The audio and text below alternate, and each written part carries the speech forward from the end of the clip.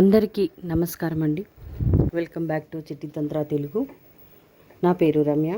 ఈరోజు నేను చెప్పబోయే చిట్టి తంత్ర ఏంటంటే, జూలై 5న అమావాస్య ఉంది. ఆ రోజు చాలా ప్రత్యేకమైన రోజు. 3 గ్రహాలు కూటమి రోజు. ఇది 100 సంవత్సరాల తర్వాత వస్తుందండి. ఈరోజు మీరు సాయంత్రం 6 నుంచి 7 గంటల మధ్యలో పూజ చేసుకోండి. ఎవరైనా జాబులకి వెళ్ళే వాళ్ళు ఉంటే వారు వచ్చాక 10 నుంచి 11 గంటల మధ్యలో పూజ చేసుకోవచ్చండి. ప్రతి ఒక్కరి ఇంట్లో లవంగాలు ఉంటాయండి, మసాలాలు, దినుసులు. అందులో నుంచి లవంగాలు కొన్ని తీసుకోండి.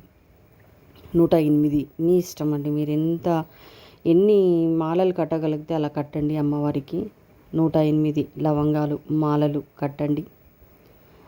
అంటే 2 కౌంట్ చేసుకుంటూ మాల కట్టండి. 108 లవంగాలు తీసుకొని మనం పువ్వులు ఎలా అల్లుకుంటామో అలా అల్లుకోండి.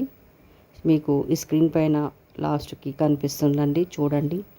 ఎర్రటి దారంతో చేయాలండి.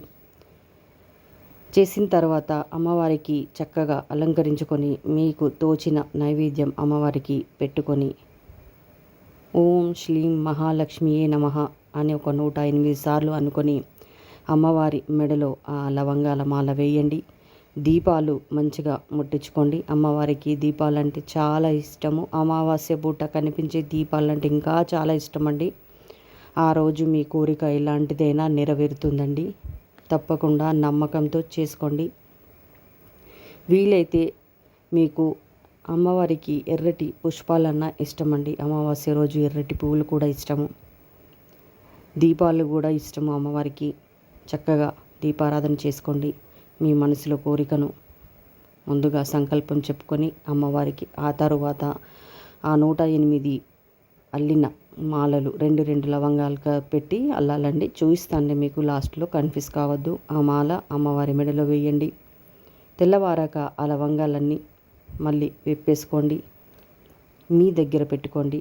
మీరు ఎప్పుడన్నా బయటికి వెళ్ళేటప్పుడు ఆ 2 లవంగాలు నోట్లో వేసుకొని వెళ్ళండి. ఏదన్నా కార్యం పైన అది తప్పకుండా అవుతుందండి. వేసుకోండి. ఆ వ్యక్తితో మీరు సంభాషిస్తున్నప్పుడు ఆ వ్యక్తితో మీరు ఏం చెప్పాలనుకున్నారో చెప్పుకోండి.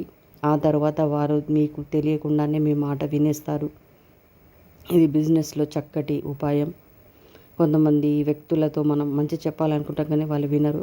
అలాంటప్పుడు ఇలాంటి ఉపాయం కూడా చాలా పనికి వస్తుందండి.